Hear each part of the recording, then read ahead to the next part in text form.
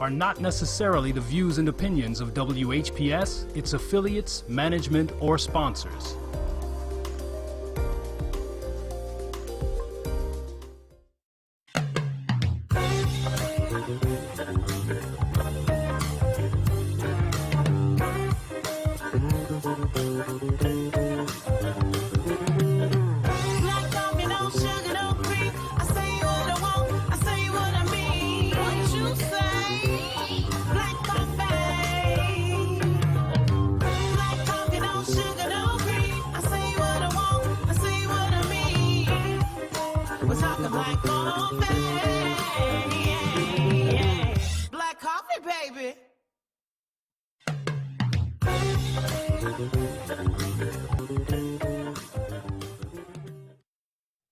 What's happening, Detroit? It's another Monday night coming to you.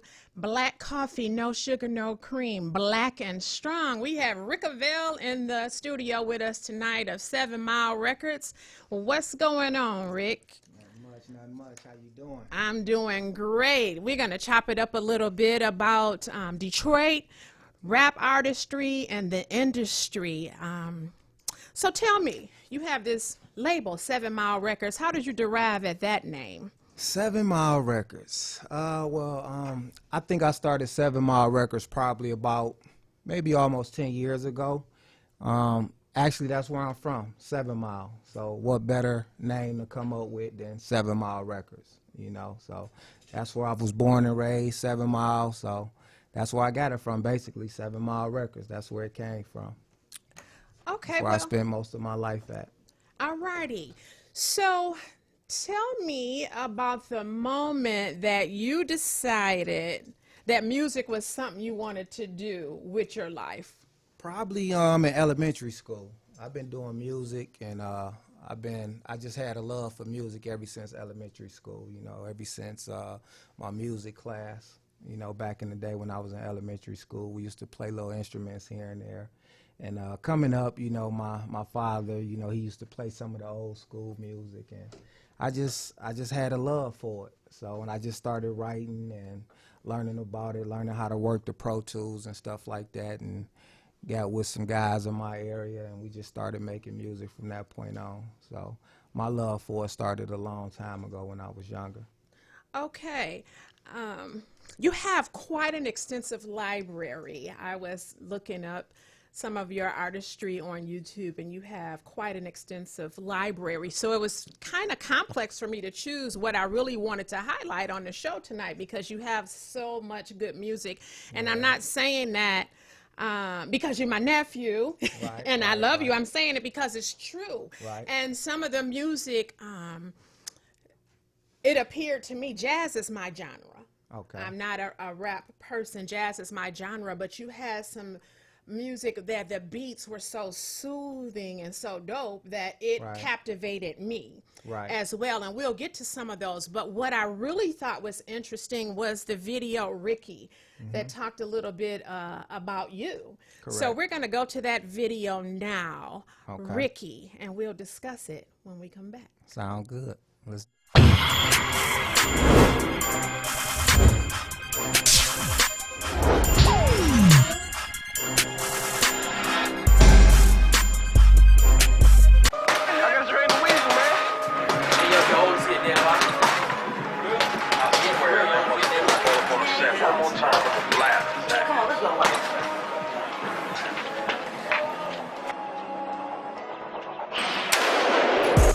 for a long time, couldn't see me switch up or change my style. Anybody know Rick know? I've been rapping at the shit now for a while. Too many wanna be kings related through jeans that we ain't seen, put in no work. None. Where these niggas was at when we was in packs with bundles of packs from Big Kirk.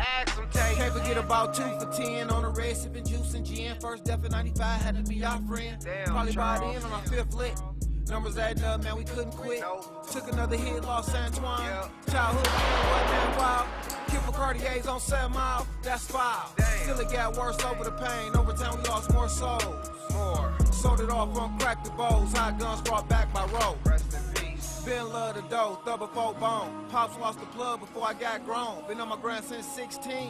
When niggas say who that, say Ricky. When niggas say who that, say Ricky. When niggas say who that, say Ricky. When niggas say who that, say Ricky.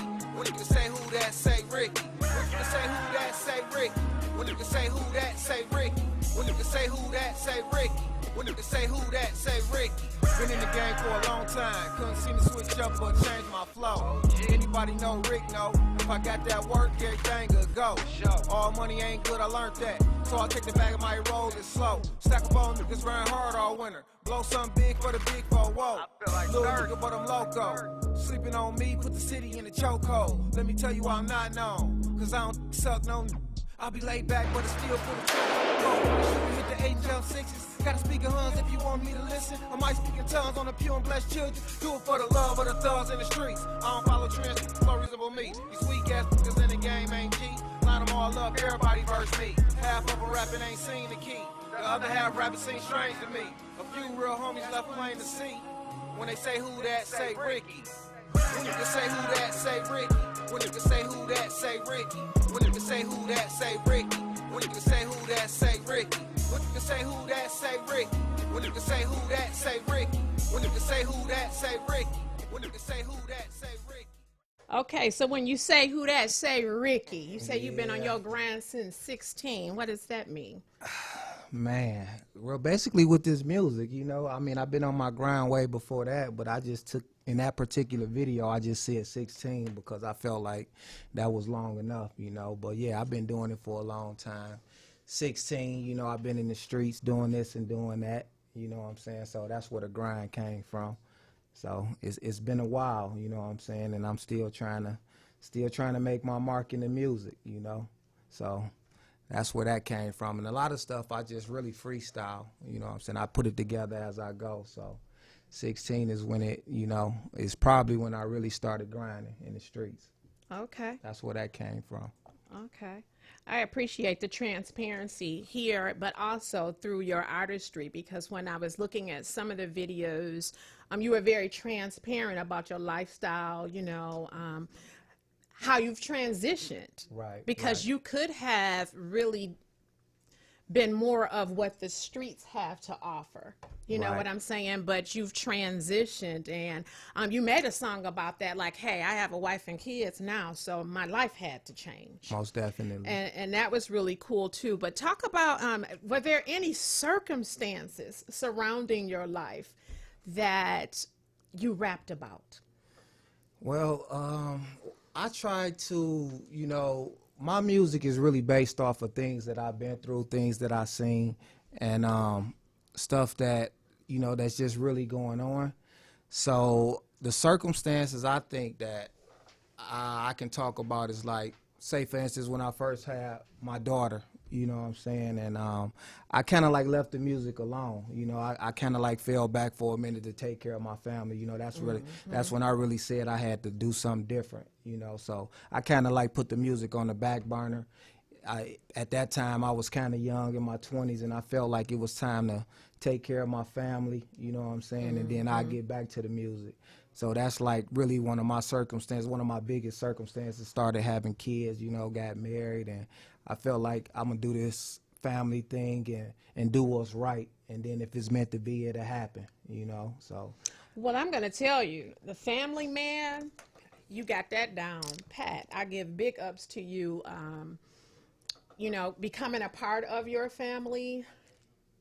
I never saw the rap artist, and not that that's a bad thing, Right. but I never saw the rap artist. I saw the family man, where the family is number one, and taking care of your kids, and, you know, building with your kids and taking out the time with them, etc. I knew nothing about your whole rap career Right. until your baby boy said, my dad a rapper. You might not like all of his music, right, but right. you're going to like this one song, Take You Out. Oh yeah. So he was like, I'm going to find it on YouTube. So he went and pulled it up on YouTube. Is that right? And he played it for me. So if we could, let's take a look at it. Okay. You know, All let's right. just take a look at Take You Out. I was going to do it at the end, but let's do it now. Let's pull up Take You Out. Bet, let's do it.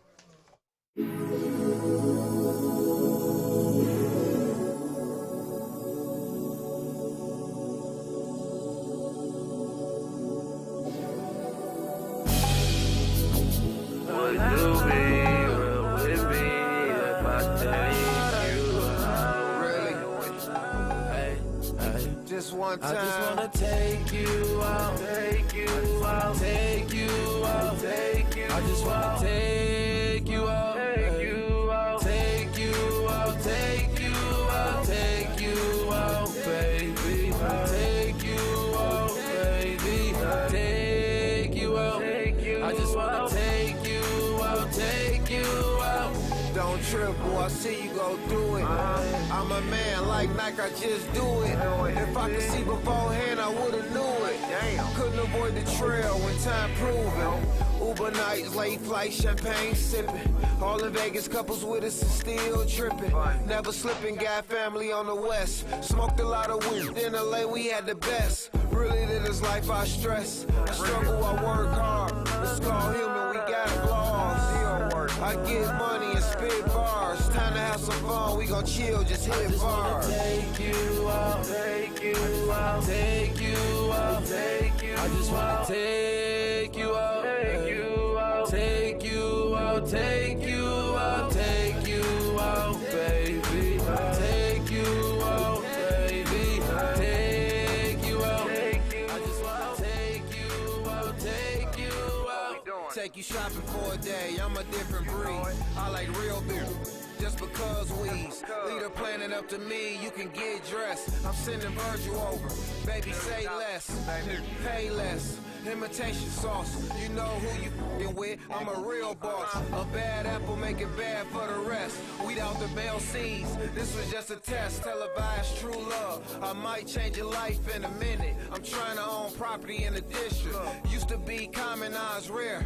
Gotta know your worth, baby girl, when niggas care. I just wanna take you out, take you out, take you out, take you. I just wanna take you out, take you out, take you out, take you out, take you out, baby.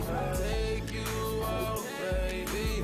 Take you out. I just wanna take you out, take you out.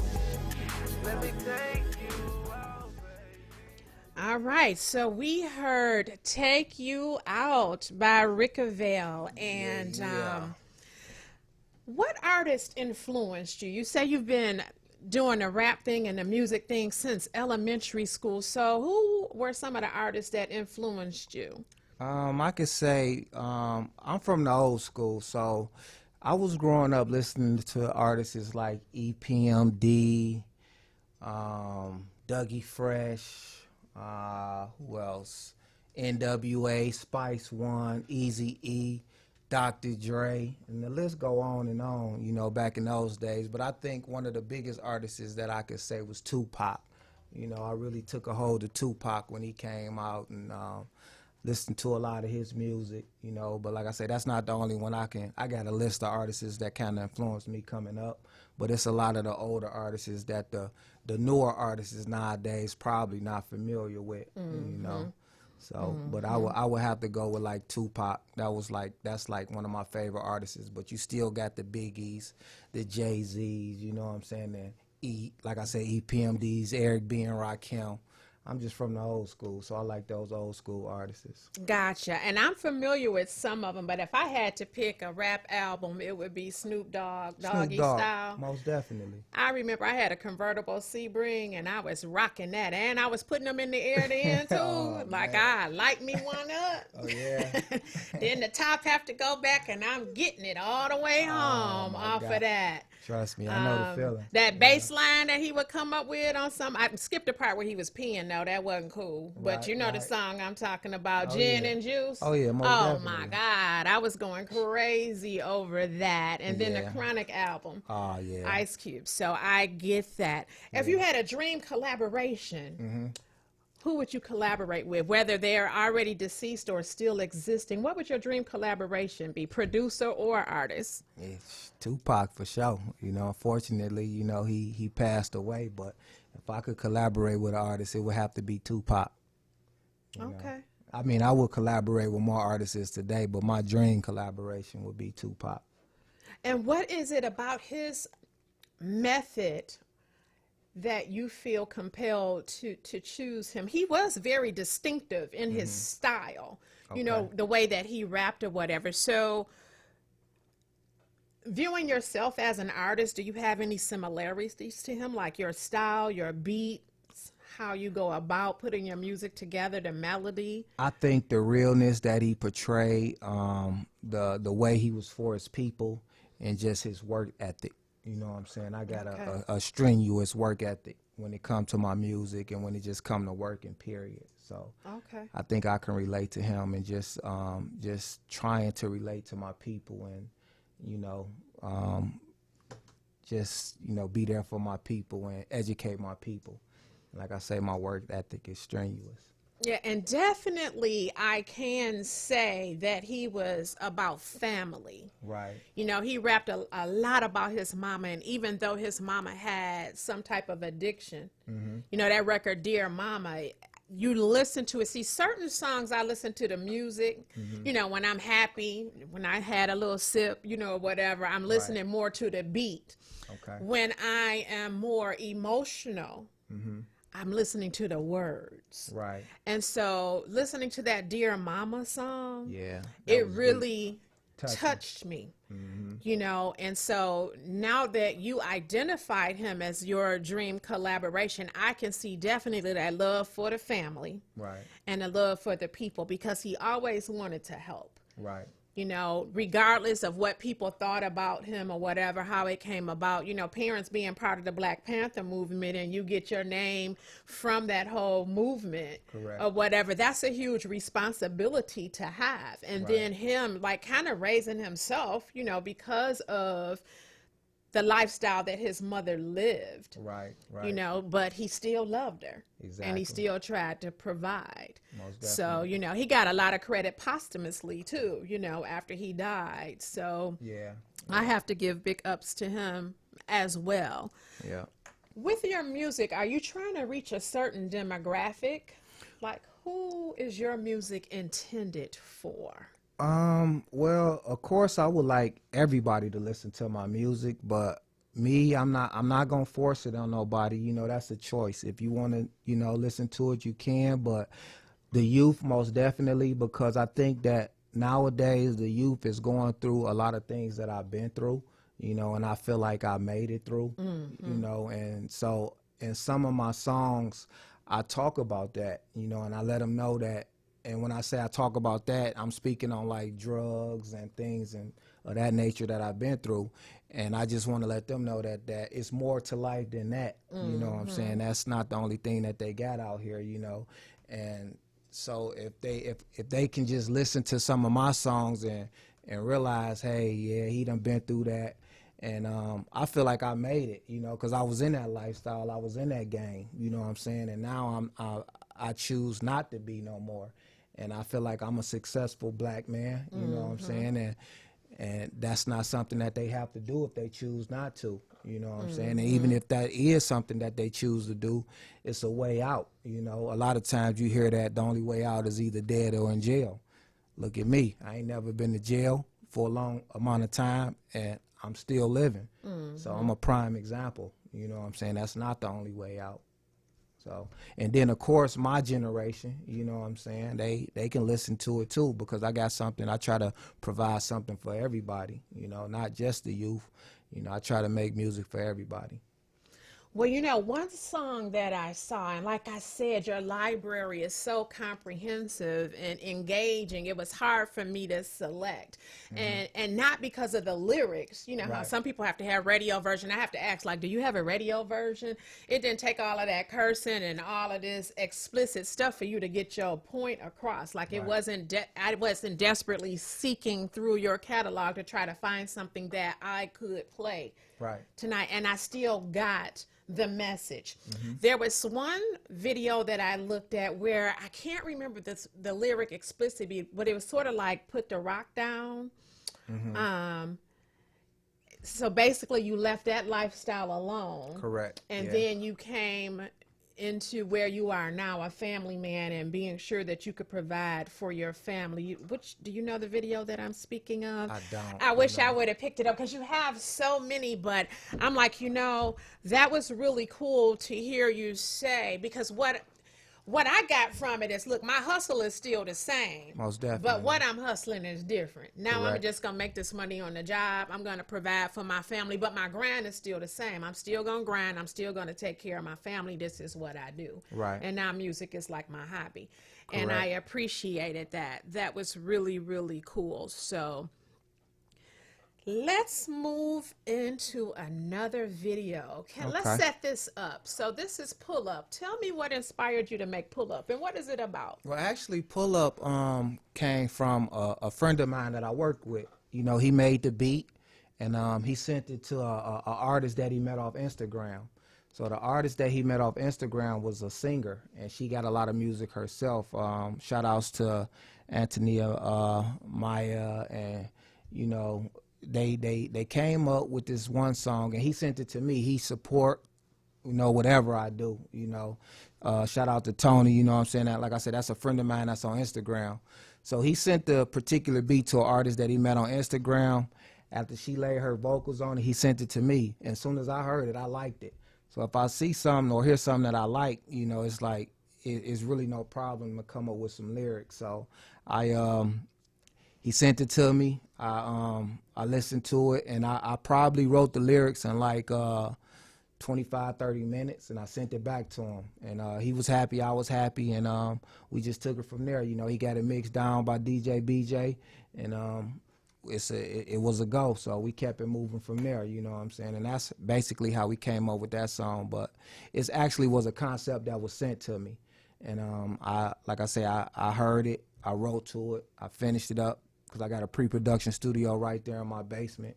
So I wrote my verse, recorded it myself, and sent it back. And now we promoting it right now. Pull Up. Well, I tell you, it's a hot track, and let's see what you think about it, Black Coffee viewers. We're going to listen to Pull Up by Rickaville. Pull up, pull up, pull up, yeah. Pull up, pull up, pull up.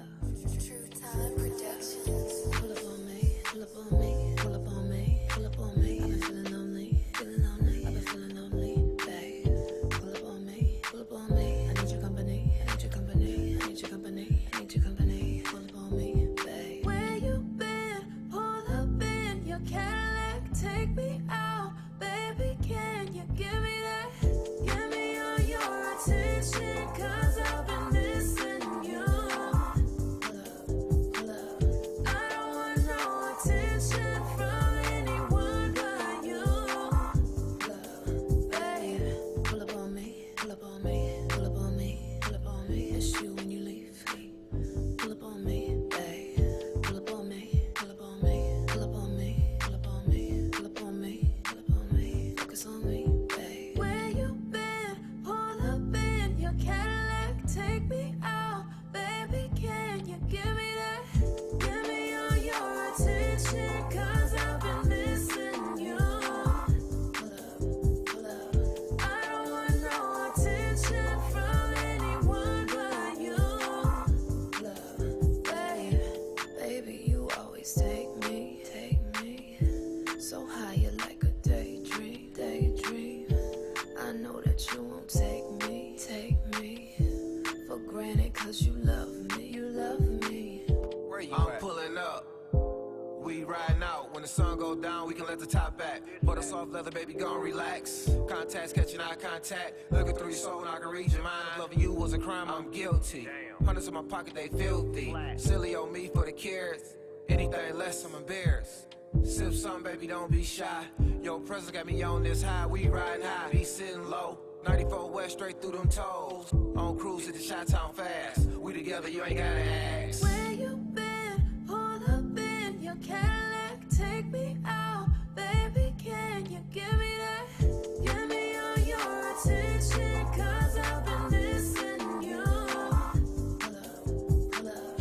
I don't want no attention from anyone but you. Pull up, babe. Give me all your attention, 'cause I've been missing you.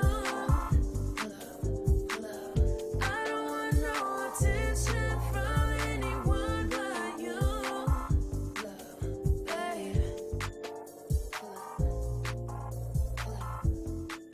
Yeah. Like I was saying, I'm sorry, I don't mean to interrupt you, That's but I okay, got to go shout ahead. my man True Time Productions out for making that track, and Antonia Marquis for featuring me on that. So it was a pleasure. I thank y'all. Hey, that was one of them songs I almost relapsed and wanted to light up. Like, Yeah. hey, Yeah, can hit us. right. It kind of gave me that house feel when I Oh heard it. You know, it was like some house yeah. music or something. So it was kind of different for me.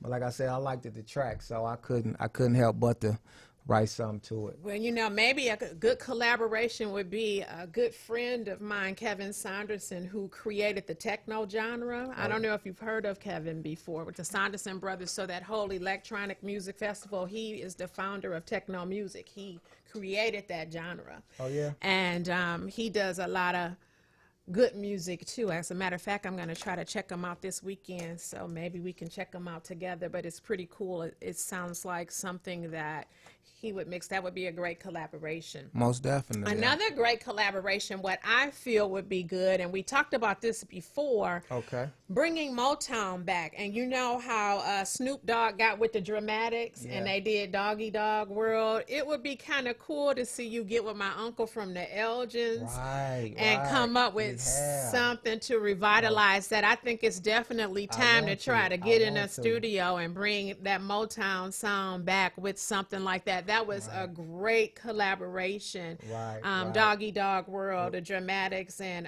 Snoop, man. Right. Well, maybe you can convince him to press the issue a little bit. You know what I'm saying? I'm with it. You know, like we said, we talked about it before, but we got to get on top of them. Got to move along with it. And his daughter is on the live, Denise. We can get your dad in the studio and do a collaboration with Rick Avell of 7 Mile Records. And, we can resurrect Cash Flow. So we need to find that vinyl or Cash Flow and mix that song. Most definitely. That would be a great thing.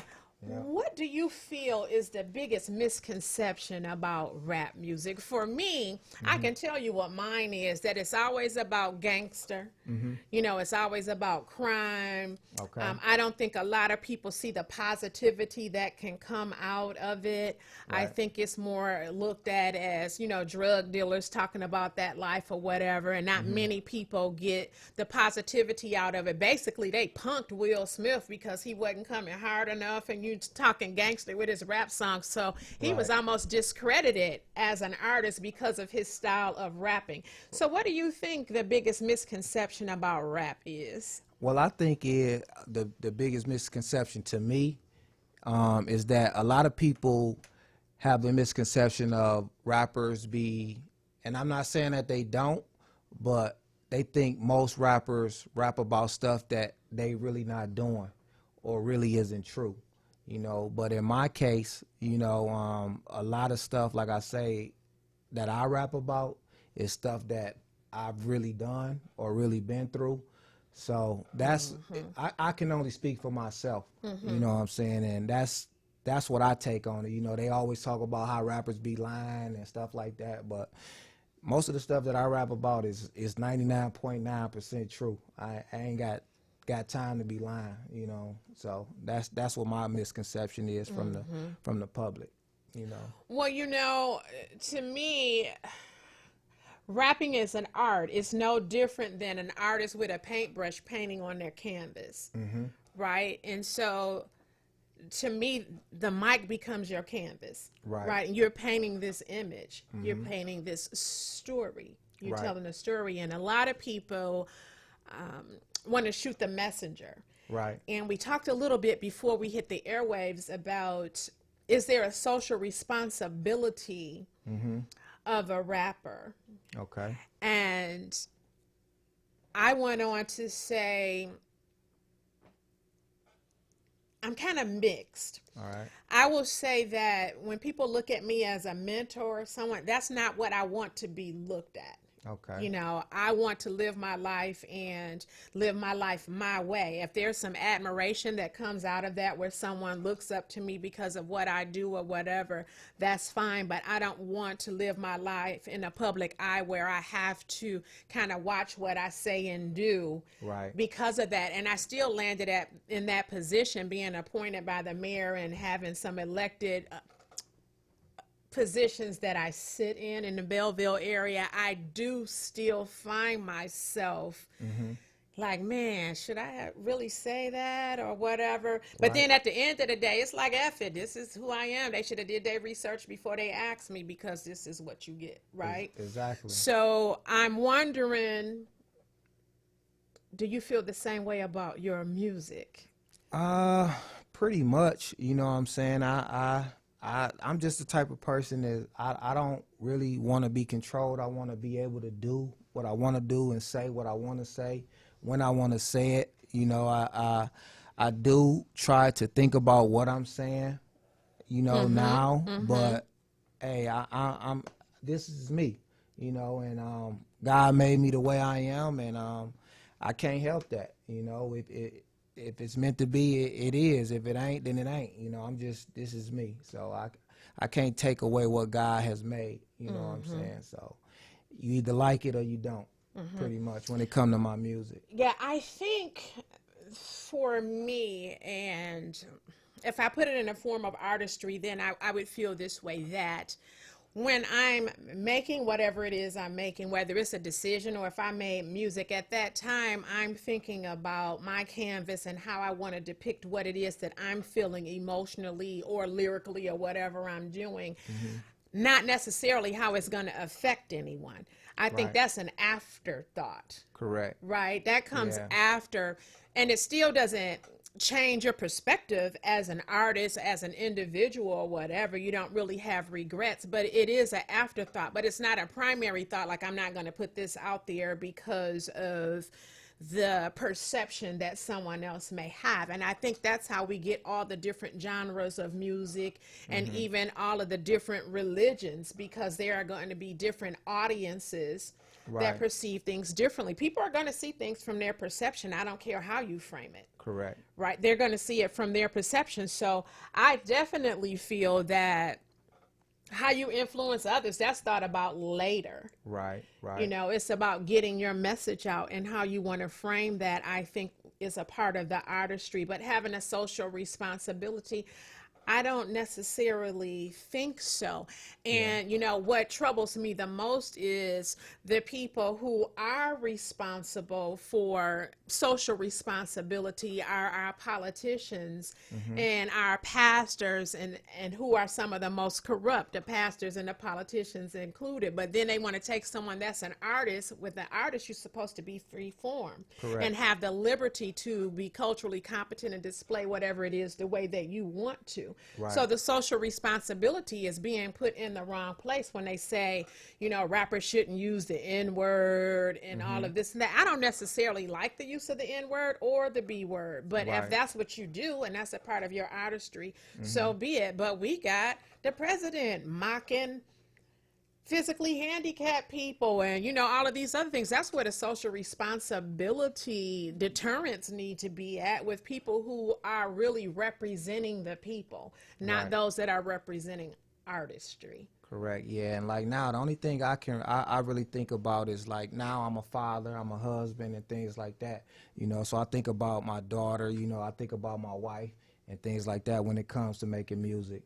But, you know, and other than that, I'm a son, you know, like I'm a nephew, you know, so I try to put a little bit more respect in my music in terms of making music. But other than that, however the public perceive me, you know, that's on them. I know what type of guy I am. You know, God know what type of guy I am, you know, and a lot of people that know me know what type of guy I am. So for the people that don't know what type of guy I am, I just suggest that they try to get to know me if that's what they want to do, you know, because deep down inside, I know where my heart is at, and I know what type of guy I am. So I agree, because, hey, I know when I became a part of your family and you became my nephew, I didn't look and be like, whoa, that guy gangster, he a rapper. You know, he used to be in the street, you know, or anything. I never would have noticed that about you at all. And I will say this before we go on to the next video. Rapping is telling a story. You know, it's telling a story, whether you're spreading the good news or actual neighborhood news. It is telling a story.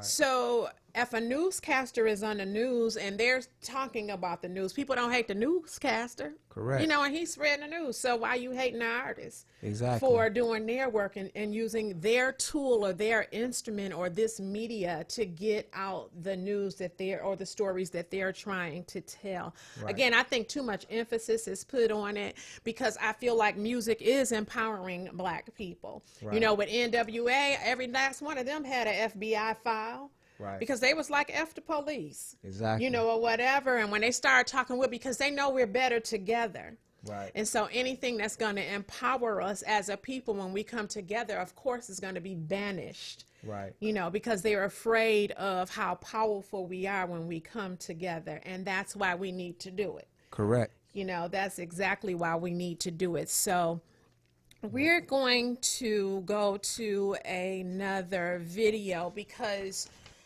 you have a video called Violence. We have so much violence in the community.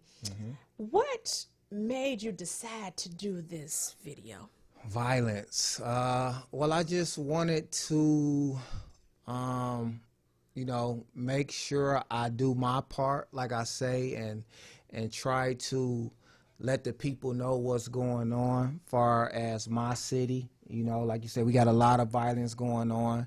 And I wanted to just show in a different form, in the art form, in the music of what was going on from my perspective, you know, and just bring awareness to what is going on in my city, which is the city of Detroit, you know, and show people, like I say, show the youth that this ain't where it's at. You know, it's a lot going on, and this ain't what we need to be, you know, focusing on right now. You know what I'm saying? We need to change the narrative and, you know, try to do something different. It's something better than just going out here killing people and stuff like that. You know, that's what I talk about in the song, people dying and the violence and stuff that's going on. And it's a lot more than living than just, you know, the violence that we see nowadays.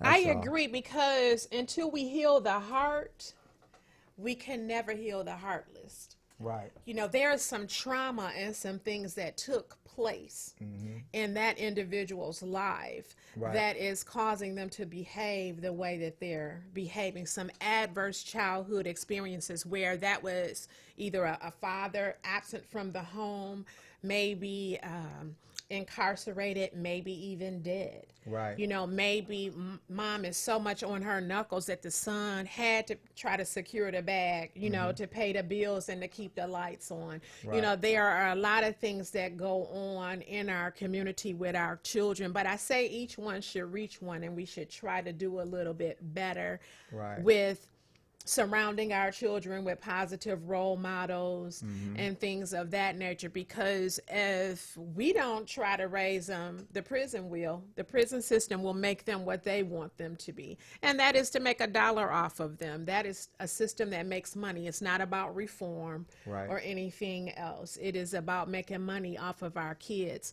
And I feel that snitching is one of the things. See, to me, the definition of a snitch is if you were actually in a crime with someone and then you just start telling and y'all were in it together. Exactly. I'm telling what I see on my block. I'm not a snitch. I'm a neighbor. Right. You know, so let's get the definition right. Exactly. Right. I'm not a snitch. I'm a neighbor. And whatever's going on in my block, if I don't do it in front of me, because I'm telling. You know, I want my neighborhood to be safe. I want the kids in the neighborhood to be safe. Right. I want the kids to have an opportunity to live. Suicide for children in metropolitan Detroit area went up 300%. Wow. So those who are not killing others, they're killing themselves because of the pressure. And it's sad. Yeah. You know, and that's like in the hook. That's what I say in the hook. When it's going in, you know, that's like one of the main things, and like the main thing that I say in the hook. When is all the violence going in? And that's, you know, that's really what I mean by it. It's like all the violence and stuff that's going on when it's going in. You know, I don't know, man. We both gotta ends. even take a look at when did it all begin and when did it get so bad. I don't think it's a problem that cannot be solved, because violence and suicide is a perceived solution to the problem, but it's not the solution to the problem. So let's get a little bit into this particular video by Rickavel called Violence. And we'll be right back.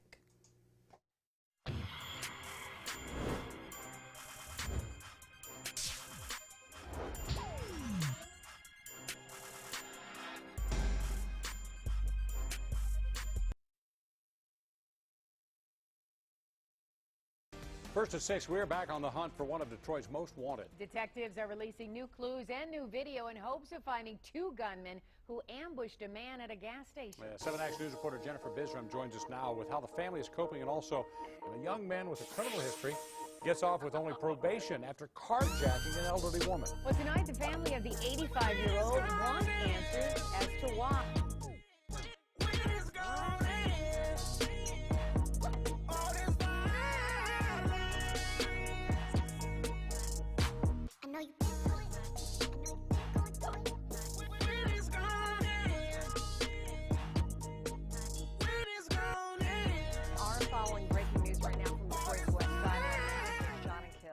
Action News reporter Shelly Childers just arrived on scene. Shelly, what are you seeing? Too much crime going on. My people getting weak, but we gotta stay strong. Left dead in the streets, burnt up in a home. Killed at the club, didn't even make it home. 18 out here on their own. Baby killing, baby screenshots on my phone. Walking around the city, everybody feel alone. Money so scarce, being broke, being embarrassed. Terrorists got their hidden agendas. Cops getting paid to kill us. Lock us up January, December. All memories remember. Local lean dealers, all springs growing up to be killers. Bad, but that weed be a healing. Help us deal with these little badass children. Pops in the streets, moms trying to make it work. Snakes in the crew coming out the woodwork. Nobody wanna work no more. All they wanna do is rob John for dough. Every day like a show and tell. I'm just trying to live, some of my niggas mail. I know you.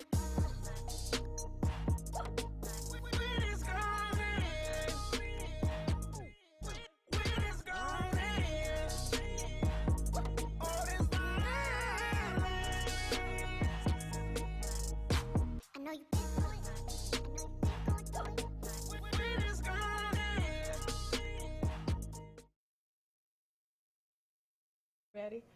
Yes. All right. So all that violence, when is it gonna end, man? Like, how did it even begin?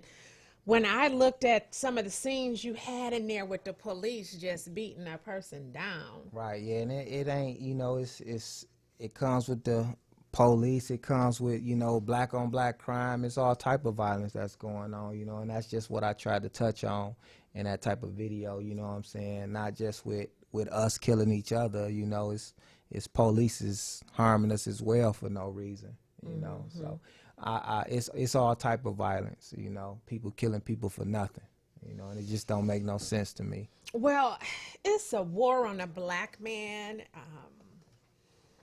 I think that law enforcement, and I won't say all, I have friends and family members that are DPD and Most other things, definitely. but I feel that it's one of those things, if there is a shooter in a house and they get a call, what do? They secure the perimeter. Right, and then either they let them kill themselves or they calculate the number of casualties that may take a part in that. You know, they may evacuate some of the other houses around or whatever, try to isolate that situation. What I see happening in Detroit and some of the other areas, I can even say my hometown, Inkster, secure the perimeter and let them kill themselves. So long as it don't spill over in the Garden City, Dearborn, Wayne, Westland, or Romulus, let them kill themselves. We don't have to kill them if they kill themselves. So we'll just let that happen. And I look at that at some of the areas in Detroit where some of them are, I should say, more patrolled and more secure than other areas, and I look at it as that same secure the perimeter and let them kill themselves syndrome. I see some of it starting to change now where they move to other areas of the community and try to clean it up. And I get it. You know, some of it is, how did the neighborhood get that way? The houses didn't tear themselves up. You know, the crime rate didn't just escalate on its own. Something perpetuated it. But I do still feel that more could be done about the issue than what is being done about the issue. What do you say? I think that it could, a lot could be done, but I also think that it starts with us, you know, us as a community, us as people, You know, we have to do our part as well. You know, us as parents, you know, we have to teach our kids, you know, and, you know, when I was coming up, you know, it was like, not only did I have my parents, but my friends' parents was like my parents as well, you know, and my other friends' parents was like my parents. So, you know, I think it all starts with us, you know, as a community, as a whole, and hopefully, you know, that type of thing, that type of love can trickle down, you know, and to the next generation and things like that, you know. So I just want to do my part and, you know, teach my kids what's right from wrong. And like I say, not only am I going to be a parent to my kids, I was raised as, you know, other people's parents was my parents as well. So I'm going to be parents to other people's kids as well, you know, and teach them right from wrong, not just my kids. So that's what I think. I think it starts with us, you know, as a community, as a neighborhood, you know, as a whole. And hopefully it can just start to trickle down and change the narrative in the next generation. You know. You know, I want to give a big shout out to you and your wife, the way that you rear your children. You know, I don't see a lot of couples in your age bracket, you know, married and just sticking this out, you know, all the way through, and how you come together to raise your kids, keep them active, very good, mannerable kids, Right. who I say they're spoiled, but not spoiled rotten, where they Right. do temper tantrums and you know, none of that stuff. They're so very well behaved and so mannerable. So I feel like there is something to be said about a two-parent household, and Most not definitely. that, you know, my mother raised us pretty much by ourselves. Our father was out of the home. I think that a mother can raise a daughter, but she can only provide for a son, because Correct. she can't teach a son how to be a man. Exactly. He needs that. And, you know, I get into a lot of arguments with a lot of people when I say that, but I'm sticking to what I'm saying. Most definitely. You know, you can raise a son, you can provide for him, try to teach him manners and things like that, but it's certain things that a boy is going to get from a man Most that he will definitely. never get from a woman. Most definitely. Never. And he'll get it from the streets, and then he gets the wrong thing. I agree. I agree. You know, the streets will teach them.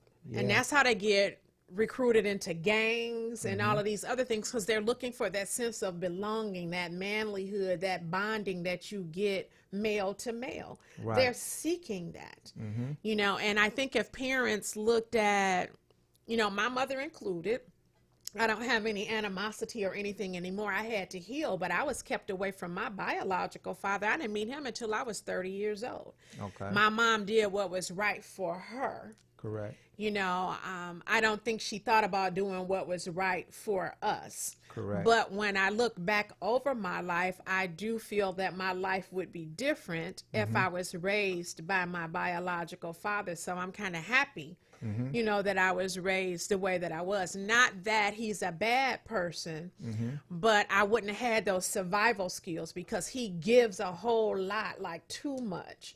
I don't know of any of my siblings that had to work hard or know anything about the streets or anything like what I had to endure. Right. So I wouldn't trade my upbringing because of my survival of the fittest instinct that I have.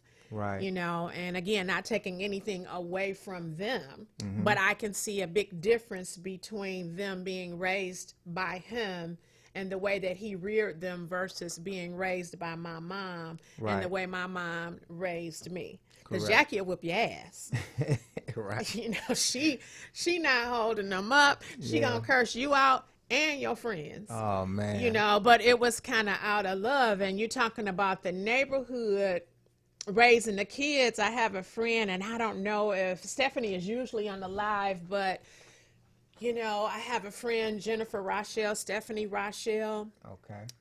They mother meant business, just like my mother did the cussing or whatever. They mother wrote notes like, kids didn't clean up, so they friends are not welcome here. You will not track my floor up, and after you read this note, walk away. And Right. it'll like be on the door, Okay. you know, or whatever. And it ain't no getting off. It'll be like out of love, and you just don't come to my mama door because she was just mean. Right. You know, or whatever. So if I'm coming out, you will see me out. Right. You know, but when we look back over all the ways that we were raised and all of those idiosyncrasies made us who we are today, Right. it meant something. It taught us how to survive. Yes, ma'am. And we're all strong, surviving in these streets. Yep. You know, but try to raise a kid the way that we were raised. Most definitely. It won't work. You know, I don't even think kids understand the struggle. No, they don't. You know, they don't. And I look at some of the, like, you know, nowadays it's all about social media, the Instagram and things like that. And I look at some of the memes, you know how sometimes they have those memes on Instagrams, like the kids nowadays, they wouldn't know nothing about, and they have a meme about all the stuff that went on back then versus what's going on now.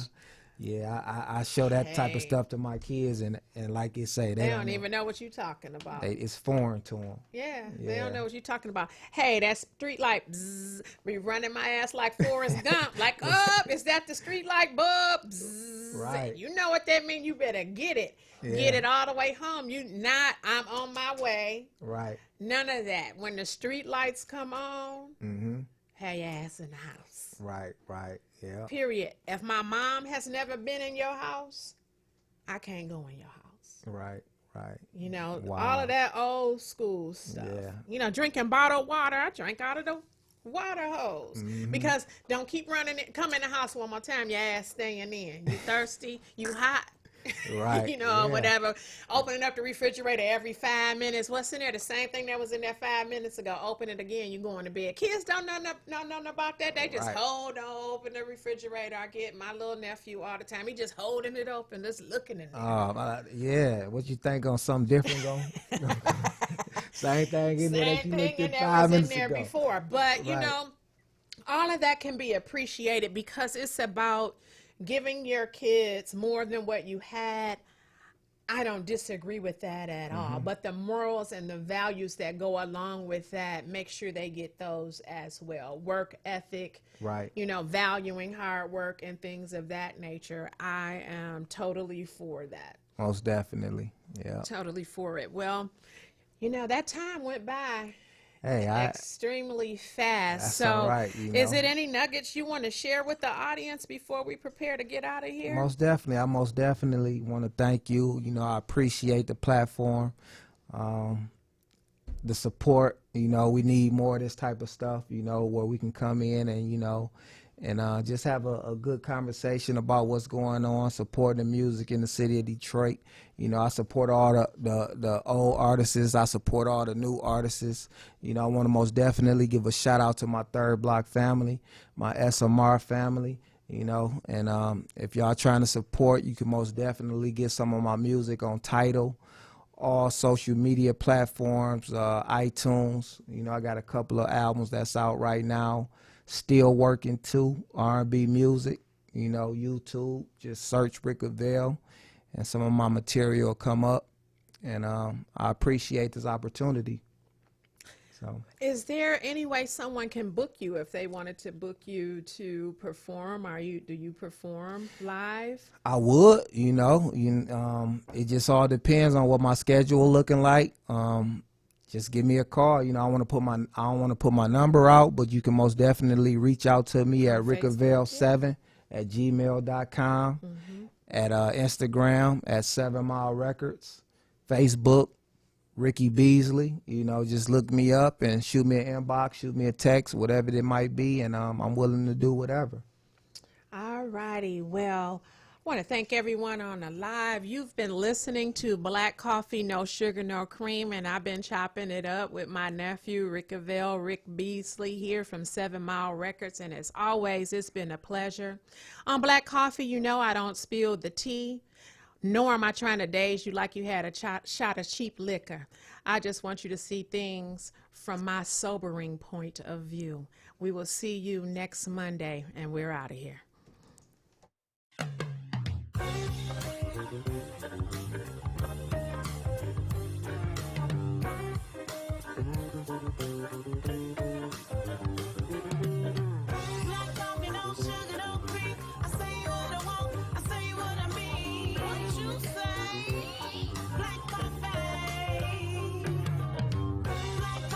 Sugar,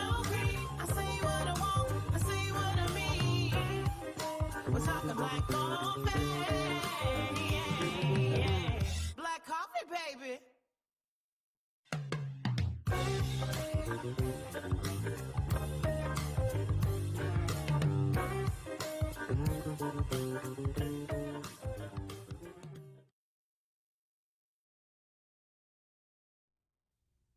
Well,